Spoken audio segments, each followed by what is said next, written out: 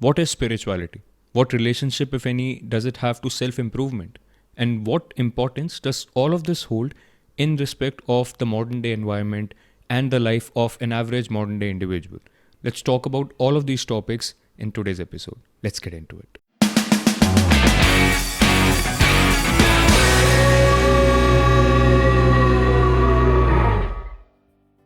All right, let's get into episode 30 of the Unlearning Playground podcast. I think this is going to be a slightly different one compared to my erstwhile episodes. And by different, I just don't mean the color of the t-shirt I'm wearing. I know it's too bright for me, I guess, but the wife recommended that I wear this. And if you think it's too bright, maybe let me know in the comments below. I personally feel that you got to do sometimes what the wife says, right? I mean, she's lending the phone I'm recording this episode on, so that's probably the least I can do. And this also reminds me, there was this one time I was in conversation with Rocco, my good friend, and we were talking about spirituality, enlightenment, and all of that jazz. And I think we had been on for it for at least a couple hours, or more than an hour at least. And the wife had, of course, started calling me. There were things you have to do, right? And I told Rocco, man, I think I need to go now. There is my wife calling me. And he says, being the wise guy is, he says, yeah, there ain't going to be any enlightenment if you don't listen to what the wife says. And I think that's true, right?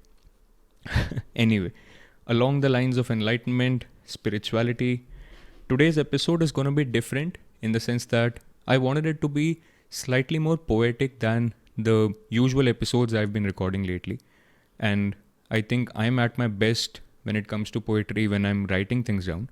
So when I was writing down what I wanted to talk about in this episode, all the bullet points, I ended up writing so much that I thought it's going to be an episode where I'll have to refer to these notes a lot more. These are much more than the notes that I've written because I almost ended up writing an entire poem, if you must. So let's see. We'll delve into spirituality, self-improvement, and what does it mean to be spiritual really?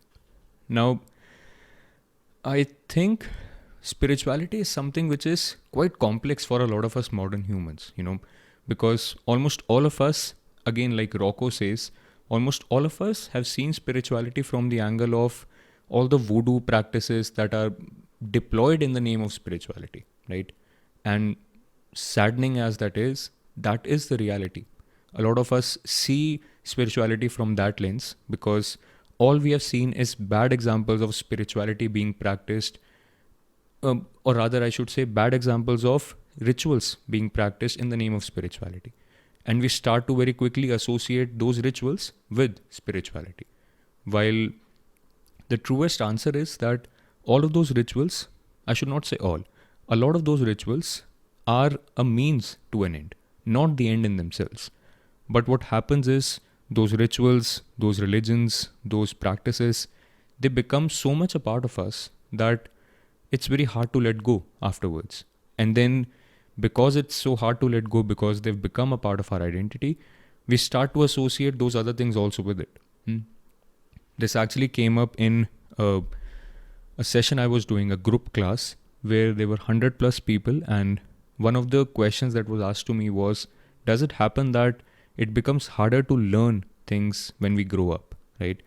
And we were talking about, the entire session was around the topic of unlearning. And the way I answered that question was, see, consider that you are a 14-year-old kid. And let's say you are a supporter of the right-wing political parties, right? Whatever. If you are a 14-year-old kid and you've just started to support the right-wing political parties, you might not be too attached to it. But let's say 20, 30, 40, 50 years down the line, let's say you're 64 now, and you've been doing this for 50 years. It has become so much a part of your identity, so much a part of your ego, that it definitely becomes that much more harder to let go, that much more harder to unlearn, and by the same token, that much more harder to actually learn what's right. Correct? So, age definitely plays a part here. And it's true even for spirituality. I mean, I think I have seen that personally with my older generations, with my parents and my parents of my friends, etc. Almost all of them are so much into spirituality from the lens of rituals that it's very hard to convince them that it's anything but that. But again, I think at some point you have to accept that maybe they are not going to change unless they're willing to change. But yeah, it is what it is. But what I wanted to talk about is that spirituality is not just that. But if it's not that, what is spirituality? I think generally what I have understood in whatever I have explored about spirituality, spirituality in its essence is an exploration of life, let's say. An exploration of life in the sense of, see, I can try and convince you that nothing is true in this world. Everything is subjective, right? Whatever you see through your own lens, right? So whatever you are perceiving, I could be perceiving something that's 100% opposite of what you're perceiving, right? So in that sense, there is no objective truth, right? That's not true, but let's just say we are having this conversation, right? And I try to convince you that everything is subjective. If that is really the case, any exploration of life in general should start with an exploration of the subject, isn't it? So if I look at life the way I am, but not the way life is, I should firstly try to see who is this I who's looking at the world, right? Who is this subject who is interpreting everything, right? And if you are someone who is very much overpowered by those ideas of everything is a simulation, all of life is a game, etc., even within a game, even within a simulation, I exist, right? All of us have this feeling of I. All of us have this feeling of existing as a separate entity. And I think if we are being true to ourselves, any exploration of life should start with an exploration of the self, an exploration of your I. And that is what spirituality is, in a sense. But this is not what we see usually. Like I mentioned, we almost always see all those rituals being practiced, all those prayers being talked about, etc. And we consider that to be spirituality. But if you get to the core of it, if you try to read spiritual books, if you try to listen to spiritual gurus, I think this is a common answer that all of them converge at. Spirituality is the exploration of the self. Now, why is all of this relevant in the modern world? Why is understanding spirituality from this lens relevant in the modern world? I think it's especially relevant because, okay, let's talk about it in this manner. One project that appeals to all of us, at least the sane ones, is self-improvement. We all want to be better at the game of life, let's just say, right? And the tools that are available to us, generally speaking, in the modern world are being more financially aware, being better at the jobs we do, becoming more physically fit, mentally fit, drinking, eating, sleeping better, etc. Right? Trying to control our emotions, all of that jazz, right? All of those things are essentially the tools that we can use to, let's just say, become a better person, become a more improved version of ourselves. And that is something that attracts all of us. But I think there is a general degree of self-improvement which none of these tools can touch. What is that? I think that is the view that you hold about the world at large. Because, see, I talked about this, I think, in episode 8 of my podcast, that I think there are 3 levels at which our biases come into the picture when we are, let's just say, interacting with the world. There is the level of our day-to-day moods. There is the level of our biology, which is if you've been dehydrated for quite a few number of hours now, you might start to get suicidal thoughts. That might make you biased towards, let's say, even being more angry, right? The same can happen if you have not been out in the sunlight for so long, right? The third level is the level of your conditioning. You view the world based on how you have experienced life so far. And if you do not unlearn those biases, they can make you biased towards everything that you experience going on forward too, right? Now, all of this combines to make the worldview that you hold. All of this combines to make a general theme of how you interact with people, how you interact with the world at large, how you interact with the people who are close to you, or even people that you consume content of, right? And this is a segment of self-improvement that we cannot touch via all of these paths, right? I mean, no matter how optimized the dopamine secretion in your bloodstream is, it does not change the fact that you are bitter towards this particular section of the society, right? And no matter how much you wake up early in the morning and view sunlight, it does not have even an inch of impact on how you treat people who are lower than you in the social hierarchy, correct? All of that is dependent on how you view the world, how you view what is true about the world, right? And that is an element that I believe, for me personally, spirituality touched that element. Spirituality, because, like I talked about, spirituality is not the voodoo rituals that we usually see. Spirituality is all about, at least the start of spirituality is all about being more self aware. And what do you become aware of? You become aware of your own biases. You become aware of how you think the world is, how you think people are, what you think truth is, right? And all of that exposes you to yourself, exposes your own biases to yourself. And that is an aspect of self improvement which I believe should be growing up 101. But I understand that that is not practical. You have to become, let's just say, at least financially stable. You need to have at least those basic Maslow hierarchy, the lowest level of needs sorted before you can even think about all this. But you have to think about all this at some point in your life. Or rather, let me just put it this way, you will have to, right? It's not that this will, it generally happens. You don't even have to think about this happening with you. It'll unconsciously start to happen with you. You would want to improve as a person, and at some point of time, our story, our biases stop serving us. And we have to unlearn them, we have to let go of them. And that is the role I think spirituality can play in the modern world. And it's far more important now than it was back in the day because, like I've talked about multiple times on this podcast, our biases, our opinions, our delusions are amplified multifold because of the technology that we have, correct? For example, consider yourself 10, 15 years ago.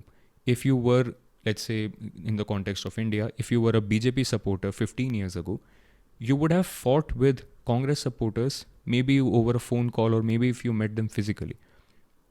And then maybe your differences would be limited to political differences, right? That we are politically opposite. Consider the same situation today. You are constantly watching this person's WhatsApp status updates. You're watching this person's Instagram stories, Instagram posts, Facebook posts, LinkedIn shares, shares in WhatsApp groups, shares in WhatsApp stories, etc. And before you know it, your hatred towards Congress, your love towards BJP has amplified so much that this person is almost a personal enemy of yours now, right? So the difference that would have been just political difference 10, 15 years ago is today maybe that this person is my arch nemesis and I need to get rid of him, or I need to at least one up him in every single aspect of life. Now, this is something that if you are more self-aware, if you're aware that this is happening with you, if you're aware of the underlying biases that your thinking functions under, social media and technology will still amplify it. But if you're aware of it, you get to choose at those critical junctures in your life that this is not the thought I'm going to be acting on, right? And if that is not spirituality, I don't know what is. And in that sense, see, when you acknowledge that, when you start to understand that there is a worldview that has been put into you by all the different conditionings that you have amassed over all these years, right? There could be a lot of people and there could be a lot of situations to blame for it. But at the end of the day, you have collected all of that conditioning and it's you now. It is what your ego is. It is what your self is right now. And when you become aware of that, you can at least start to see, you can at least start to unlearn all that's false. You can at least start to unlearn the attachments, the sticky attachments to things that are not even serving you anymore, right? And in that sense, I remember a quote from Acharya Prashant. He says, spirituality is the discipline to eliminate all that's unnecessary. And that is spirituality, really. And I think that is a very key role that spirituality can play in today's modern life. So, in essence, I think spirituality is almost synonymous with self-improvement. It's just that with spirituality, the self that improves or rather the self that remains after this improvement, is so much different than the self that was wanting the improvement. It's almost as if the self that wants to improve does not want to let go of the parts of its own self which are necessary to be unlearned, right? I don't know if all of that landed, but what I mean to say is there are so many parts of our own identities that are almost the root cause of our sufferings. Hmm? But because we have become so comfortable with that identity, it's almost as if we do not want to let go of even those parts. Because even though we are suffering, we know what that suffering is, but we are afraid of the unknown. We are afraid of the territory we might land into if we change ourselves now, right? Maybe that is even more painful. Hmm? But I think that's the kind of fear which you should not be acting on, because as again Rocco keeps reminding me, fear is not danger, right? All of the fear that gets generated in you does not necessarily mean that it's also dangerous, right? Some fears are supposed to be, or rather you are supposed to act despite of some fears, because that is where courage lies at times, correct? And I believe to be spiritual really does mean to be courageous. And along those lines now, I think I would also want to read this piece that I'd written. I call it a poem. Let's see. So I say, to be spiritual means to be exploring oneself. To be spiritual means to unlearn all those aspects of life that you thought to be true, but realized that aren't true really, even if your whole identity depends on them. To be spiritual means to understand that all of life occurs in the present moment. The past and the future are arising now. To be spiritual means to go beyond the realm of thoughts, detach from the whirlwind of thoughts that occupy all of our waking times almost normally. To be spiritual means to see beyond your own biases, opinions, and delusions. To be spiritual means to see that a life led only for self centered pursuits is a limited life. To be spiritual means to love life with a small l, and to love life with a capital L. So, if any of this resonates with you, I think you should choose this version of spirituality. And yes, it is a matter of choice. So, start your spiritual journey with the playlist that would be appearing on your screen right now, or in the show notes below, or hit me up for a one on one session. All the useful links are in the show notes below. Until next time, peace out.